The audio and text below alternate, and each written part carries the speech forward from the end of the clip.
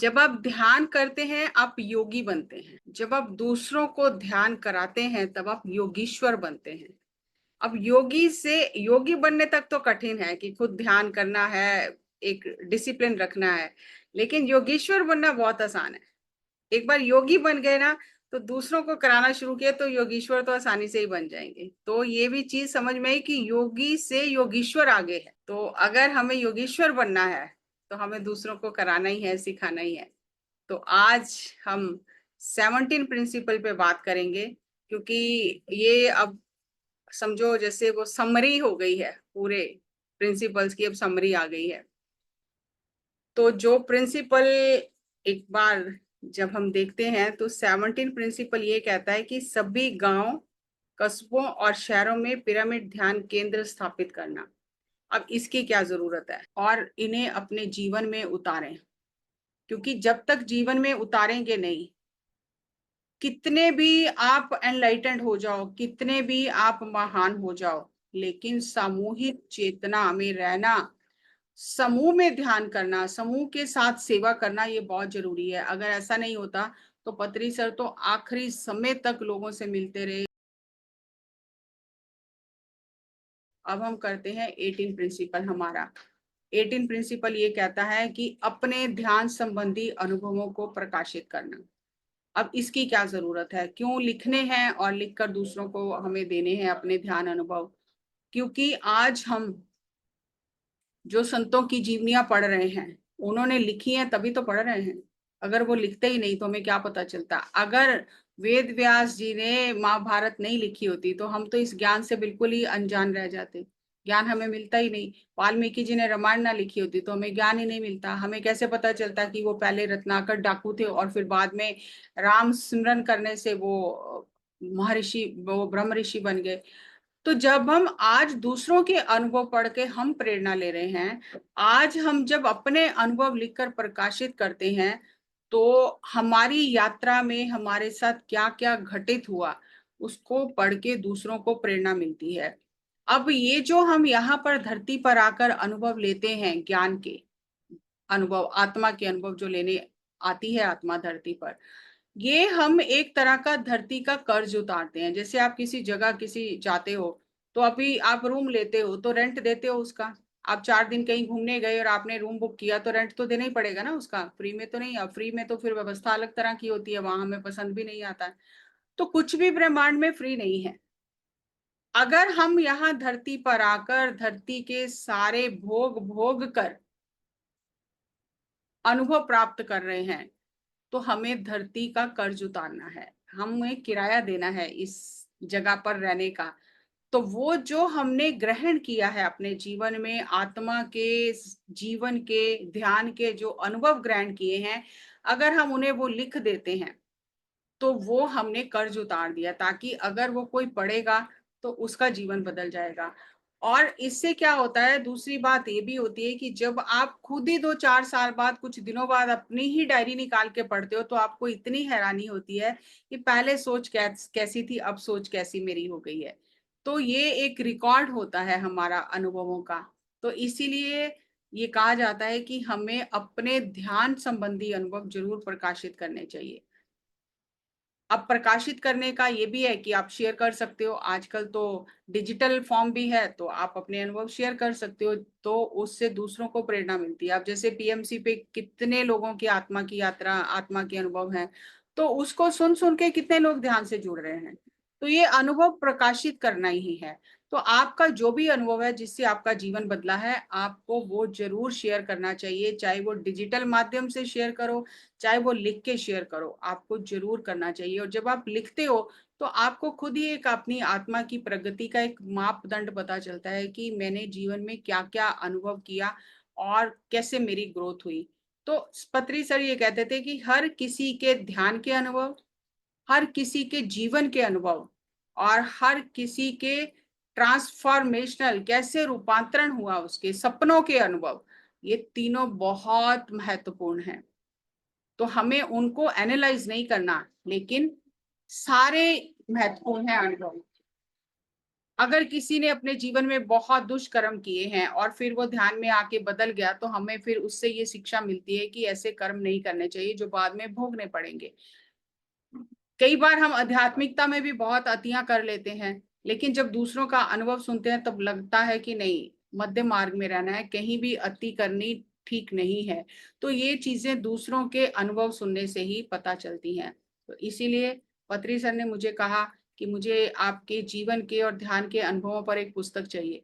तो मुझे सर ने यूएसए से फोन करके 2013 में बोला था कि आज ही अभी कॉपी निकालो, फोन में ही बात करते करते कहा कि कॉपी निकालो और अनुभव लिखने शुरू करो, आज की डेट डालो और अभी से शुरू करो। तो मैंने कॉपी निकाल के डेट डाल के लिखा कि हाँ, सर ने मुझे कहा अनुभव लिखने के लिए और मैं आज से शुरू करती हूँ। उसके बाद सर ने फोन रख दिया और मैंने 8-10 दिन तो बड़े शौक से लिखे अनुभव। फिर बाद में मुझे लगा अरे ये कि लिखने लायक है ही क्या इसमें, लोगों को तो इतने इतने बढ़िया अनुभव हो रहे हैं, मैं ये क्या छोटे छोटे अनुभव लिख रही हूँ, इसमें क्या है। तो मैंने लिखना छोड़ दिया और मैंने 10 साल तक फिर नहीं लिखे। और फिर जब कोरोना का टाइम आया तो पत्री सर ने मुझे कहा कि आपको, मैंने कहा था अनुभव लिखने के लिए, आपने शुरू किया कि नहीं किया। मतलब 10 साल बाद उन्होंने मुझे याद कराया कि ये अब नहीं लिख रही है। तो मैंने कहा सर अभी मैं कहीं ट्रैवल नहीं कर रही हूँ, अब जरूर लिखूंगी, मैंने शुरू कर दिया है। तो मुझे ये समझ नहीं आ रही है कि मैं कहाँ से शुरू करूँ, क्योंकि जब से मैंने होश संभाला यात्रा तो तब से चल रही है। आपसे तो मैं बहुत बाद में आके मिली, तो अध्यात्म की यात्रा तो तब से चल रही है। तो उन्होंने कहा मुझे आपके जीवन के सारे अनुभव चाहिए, पूरी पूरी बुक लिखो अपने ऊपर। तो मैंने कहा सर वो तो बिल्कुल स्टोरी बुक बन जाएगी। कह रहे मुझे स्टोरी ही चाहिए आपकी।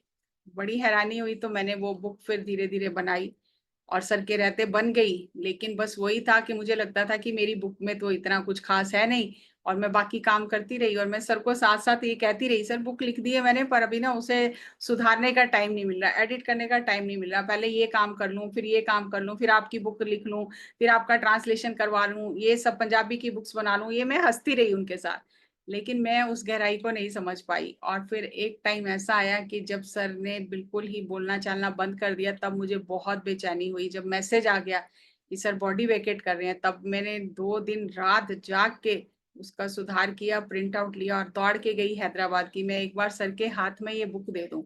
लेकिन मैं उनके हाथ में बुक नहीं पकड़ा सकी, क्योंकि उस समय वो बिल्कुल भी स्थिति में नहीं थे। स्थिति में हाँ, पर मैंने दूर से उन्हें बुक दिखाई और बहुत रोना आया कि सर मैं लेट हो गई, मैं अगर थोड़ा भी मुझे बुद्धि आती तो मैं आपके हाथ में ये बुक देती। तो फिर वहां मुझे ये बाद में मैंने वो पत्री मैडम के हाथ में बुक दी सर के रहते ही कि मैडम ये मुझे सर ने काम बोला था, मैंने कर लिया, पर मैं उनके हाथ में नहीं दे सकी। तो मैडम ने कहा कोई बात नहीं, तुम इसमें पिक्चर्स डालो और फिर हम इसको रिलीज करेंगे। तो उसके बाद फिर मैंने उसमें आके पिक्चर्स ऐड किए। और मुझे ये बहुत था कि बुक का नाम क्या रखूं। काश मैं सर से नाम ही पूछ लेती, मैं हंसी मजाक करती रही सर से, सर बुक रेडी है, बुक रेडी है, नाम तो पूछ लेती। कम से कम उन्हें मैं एक क्या कहते हैं प्रूफ तो दिखा देती, बुक बन के प्रिंट आउट लेके कहती कि सर ये देखो तैयार है, अभी सुधारने वाली है। बस नहीं हुआ मुझसे। फिर मैं ध्यान में बैठी हुई थी तो मुझे 3 नाम आए। और जब फिर मैंने मैडम से बात किया तो मैडम ने कहा कि ये नाम बढ़िया है बुक का। तो जीवन में रंग पत्री जी के संग करके फिर ये बुक बनी। और शिवरात्रि जब थी, हरिहर ध्यान महोत्सव पहला था, तब पत्री मैडम ने और विज्ञानाचार्य जी ने वो बुक रिलीज की और मैंने अपने अनुभव प्रकाशित किए। तो मुझे इस बात की बहुत खुशी है कि मैंने गुरु के वचनों का पालन किया उनके रहते ही, क्योंकि कोई भी शब्द उनके मुंह से ऐसे ही नहीं निकलते हैं, उसमें बहुत गहरा राज होता है। तो आज मुझे बहुत खुशी होती है कि कम से कम मैं पालन कर पाई इस बात का। तो इसलिए सर कहते हैं कि हर किसी को अपने ध्यान अनुभवों को प्रकाशित करना चाहिए। और प्रकाशित करने का ये है कि आप डिजिटल मीडिया से भी आप पीएमसी में जाके अपने अनुभव शेयर कर सकते हो, ऐसे किसी सेशन में आप अपने अनुभव शेयर कर सकते हो। तो हमें अपने अनुभव जरूर साझा करने चाहिए। तो एक बार हम 18 प्रिंसिपल को दोहरा लेते हैं। आनापानासति ध्यान विधि से ध्यान करना और यही ध्यान विधि दूसरों को सिखाना, सही आध्यात्मिक पुस्तकें पढ़ना और दूसरों को पढ़ने की प्रेरणा देना, ध्यान संबंधी अनुभवों का आदान प्रदान करना, मौन का अभ्यास करना, गपशप पूर्णता वर्जित है, गहन ध्यान के लिए पूर्णिमा की रात का उपयोग करना, ध्यान के लिए पिरामिड ऊर्जा का उपयोग करना, दवाइयों पर मानसिक निर्भरता छोड़कर ध्यान ऊर्जा से स्व चिकित्सा करना, मांसाहार, मछली और अंडे का सेवन ना करना और आवश्यकता अनुसार भोजन करना, प्रकृति में अधिक समय बिताना, कोई आध्यात्मिक वस्त्र या शारीरिक चिन्ह धारण ना करना, बचपन से ही 5 साल से बच्चों को ध्यान की शिक्षा देना, गुरु की तरह रहना, शिष्य की तरह नहीं, ध्यान सिखाने के लिए धन का कोई आदान प्रदान ना हो, मूर्तियां या जीवित गुरु की पूजा ना करना, ध्यान शक्ति द्वारा अपनी सभी समस्याओं को दूर करना, सामान्य पारिवारिक जीवन का आनंद लें, संन्यास धारण नहीं करना, सभी गांव, कस्बों और शहरों में पिरामिड ध्यान केंद्र स्थापित करना और अपने ध्यान संबंधी अनुभवों को प्रकाशित करना।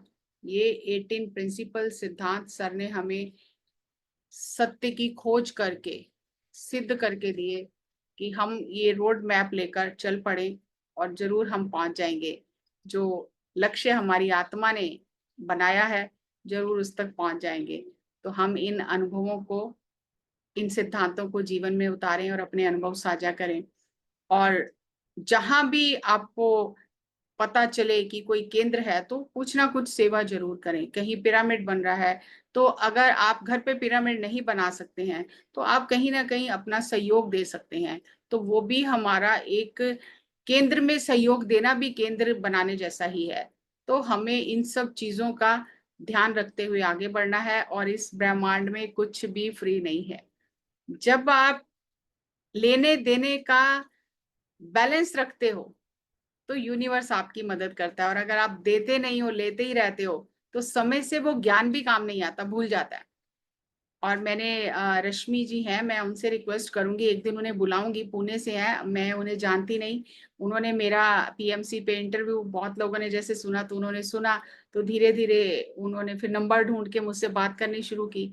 और बात करते करते फिर अभी उन्होंने जो अपने अनुभव ये वीडियो देख देख के फिर मुझसे साझा किए, तो बहुत हैरानी होती है। तो अब फिर वो सर की बातें याद आती हैं कि आपको अपने अनुभव साझा करने चाहिए, क्या पता किसकी जिंदगी उससे बदल जाए।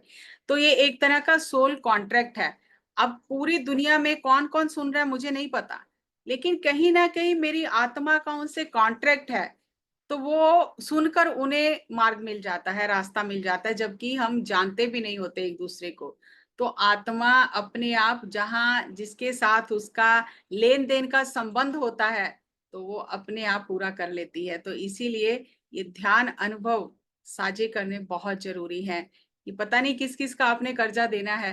तो देखो, हमें तो जाने की भी जरूरत नहीं है, ना यूएस से जाने की, ना कनाडा जाने की, ना कहीं और जाने की जरूरत है। घर बैठे बैठे बस मुंह खोलना है, वीडियो ऑन करना है, अपने आप अनुभव को जहां पहुंचना होगा पहुंच जाएगा। और जिससे हमारा कनेक्शन होगा आत्मा का, वो अपने आप जुड़ता चला जाएगा। और ऐसे ही कितने लोग, कितने फोन आते हैं, जुड़ते हैं कि आपका अनुभव सुना, आपका वीडियो देखा। तो इस तरह से हम धरती पर जो हम ज्ञान ग्रहण कर रहे हैं, जो इतने भोग भोग रहे हैं, तो हमें ये भी कर्जा उतार कर जाना है, रेंट पे करना है। तो टाइम से रेंट पे कर देंगे तो ज्यादा अच्छा है, नहीं तो ब्याज बढ़ता गया तो फिर बहुत मुश्किल हो जाएगी ब्याज भरना। तो इसीलिए समय समय से किस्तें चुकाते रहो अपनी। तो जो मुझे समझ में आया मैंने आपके साथ साझा किया। सो सभी का बहुत बहुत धन्यवाद। 18 प्रिंसिपल हमारे पूरे हो गए आज।